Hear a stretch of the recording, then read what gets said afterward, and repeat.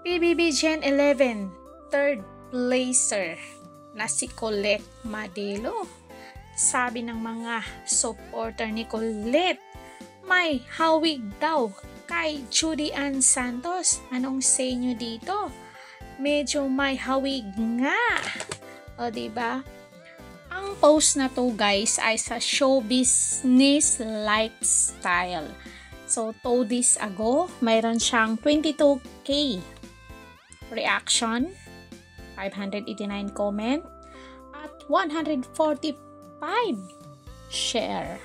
So magbasa tayo ng mga iilang komento dito. Yes, kaya idol ko siya. Yes, true, cute silang dalawa. Yes, so simple girl. She's so simple and cute. Yes, ito si Colette ang pinaka-boom talaga at magtatagal sa showbiz. Mark my words. Next, Judy Ann Santos na si Colette. Ambot sa iring. Yes, natural beauty, walang lahi. Jarlet ang sakalam. Both love ko. Next, Judy Ann Santos. Cute mo, Colette. Yes, kamagkamukha sila. May hawig nga sila ni Judy Ann Santos. Kasi simple lang kasi si Colette eh. Hindi siya maarte.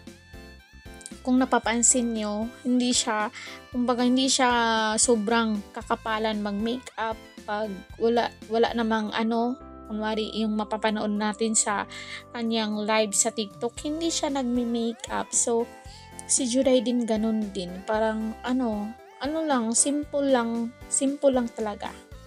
Sobrang ganda ang pagkasimple niya. Yes, wow, that's Colette and drama queen.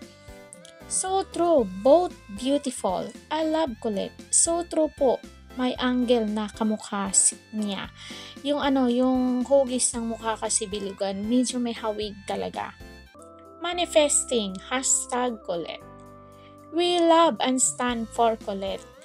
The next, Judy Ann Santos, #Colette. So ito nga yung mga naging komento ng mga supporter ni Colette na may hawig daw siya ni Miss Judy Ann Santos. So comment down kayo dyan kung ano ang masasabi niyo dito. May hawig ba? Para sa akin, may hawig. So yun lang mga kamarites ko. Kung bago pa lang kayo dito sa ating channel, please like, share, and subscribe. Kung bago pa lang kayo dito sa ating channel, please hit the notification bell para updated kayo lagi at ma-notify kayo sa ating mga latest upload dito sa Showbiz Caridad Official TV.